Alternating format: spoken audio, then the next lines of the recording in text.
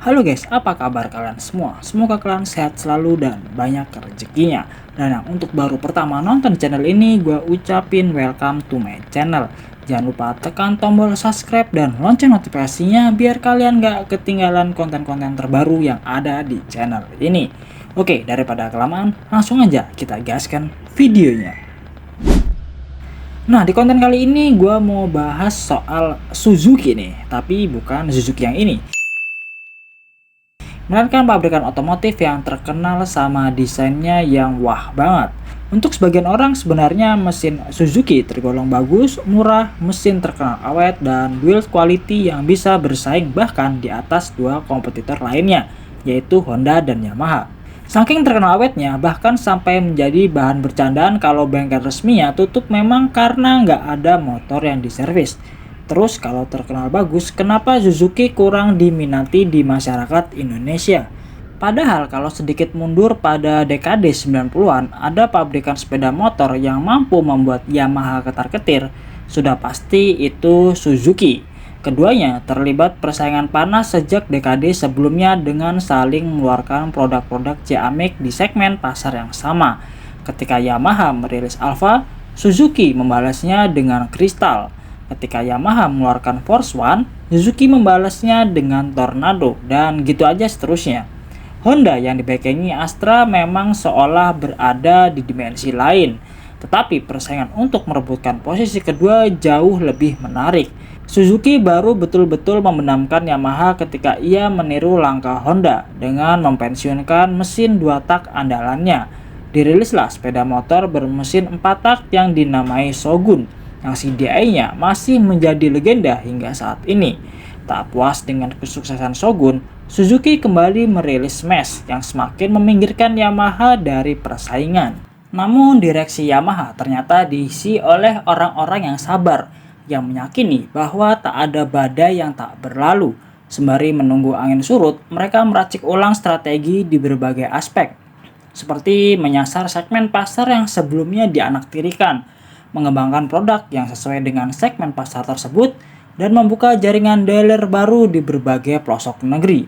Baru pada tahun 2003, Yamaha memungkasi nasib buruknya dengan merilis Mio, motor CVT yang bukan hanya berhasil mengubah selera pasar otomotif tanah air, melainkan juga mendongkel Suzuki dari peta persaingan. Itulah awal mula mendung kelabu yang menggelayuti Suzuki di Indonesia. Penjualan Suzuki semakin merosot dari waktu ke waktu. Seri Hyper Underbone memang masih dikuasai, tetapi Satria adalah rem yang benar-benar buruk dalam menahan laju kemerosotan Suzuki. Setelah dihantam berbagai badai persaingan, hingga saat ini Suzuki masih jauh dari kata mengejar Yamaha. Dan beberapa aspek terdapat faktor-faktor yang menjadi penyebab alasan Suzuki sulit untuk menyaingi atau bahkan menyalip Yamaha. Butuh 3 tahun bagi Suzuki untuk menyadari bahwa mayoritas konsumen menginginkan skuter matic. Pada bulan Agustus 2006, persis 1 pekan setelah Honda merilis Vario, Suzuki meluncurkan pesaing Mio yang diberi nama Spin. Saat itu penjualan Suzuki belum sepayah saat ini, hingga atensi konsumen terhadap peluncuran Spin terbilang cukup besar.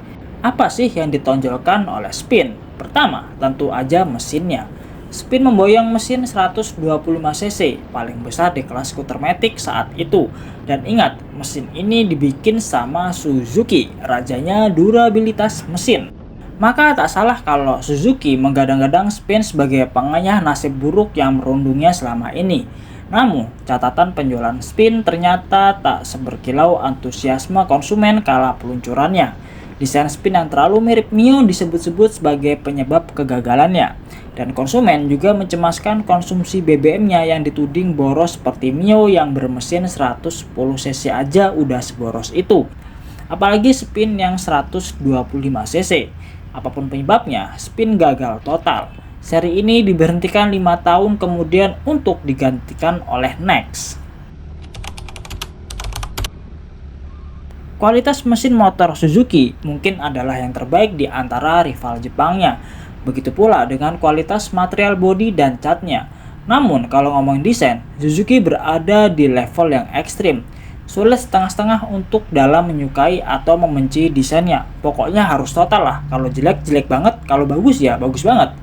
Perubahan pakem desain motor Suzuki dimulai sejak Shogun generasi ketiga yang menanggalkan mesin 110cc untuk digantikan mesin berkubikasi 125cc. Tak cuma berganti mesin, Shogun 125R juga menyodorkan pakem estetika baru yang serba asimetris. Coba lihat bentuk kap lampunya yang tampak kebesaran bila dibandingkan dengan ukuran batok kepalanya. Atau perhatikanlah kemiringan knalpotnya yang tidak simetris dengan kemiringan garis bodinya. Pokoknya aneh kalau dilihat.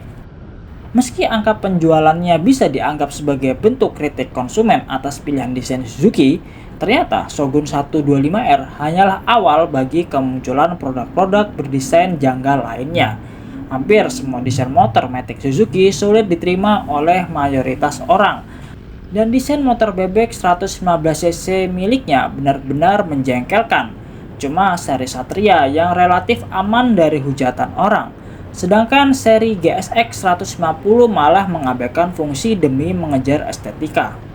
Seperti penggunaan lampu LED yang hanya pada lampu depan aja. Sementara Honda menggunakan lampu LED di semua lampunya. Terus nggak belajar dari pengalaman sebelumnya. Pada tahun 2022, Suzuki merilis motor Matic yang bernama Aventis. Di sini, gue nggak berkomentar banyak setelah melihat desainnya. Cukup menghela nafas dan sedikit tersenyum. Kalian bisa menilai sendiri nih. Yang katanya desainnya terinspirasi dari keledai.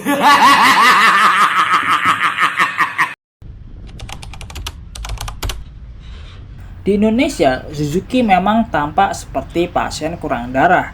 Akan tetapi, di negeri Bollywood, Suzuki benar-benar menguasai pasar otomotif. Baik roda 2 maupun roda 4, mirip-mirip kayak Astra kalau di sini.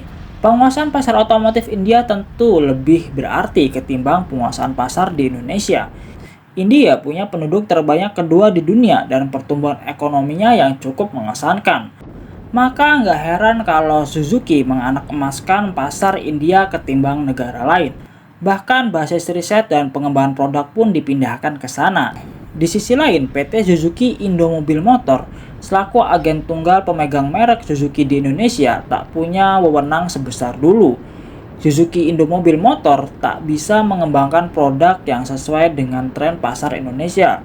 Urusan mereka cuma menjual produk aja, udah gitu doang. Oleh karena itu, pasar otomotif Indonesia dibanjiri produk-produk Suzuki yang laris di India, tapi tampak konyol di Indonesia. Pada segmen kendaraan roda 2, Suzuki Indomobil Motor memboyong Inazuma dan Gixxer SF250 yang berhasil menjadi bulan-bulanan netizen. Sedangkan di segmen kendaraan roda 4, ada Celerio dan Splash yang bernasib sama. Produk-produk di atas tentu bukan produk yang sepenuhnya buruk, hanya saja mereka gagal memenuhi keinginan konsumen di Indonesia yang tentu berbeda dengan keinginan konsumen di negara pasar utama Suzuki di sana. Itulah 3 penyebab kejatuhan sekaligus penghalang upaya Suzuki untuk merebut kembali posisi terhormat di pasar otomotif tanah air. Tentu ada faktor-faktor lain yang mempengaruhi penjualan Suzuki di Indonesia. Jika kalian punya pendapat atau alasan kenapa Suzuki kurang laku, kalian bisa nih tulis di kolom komentar.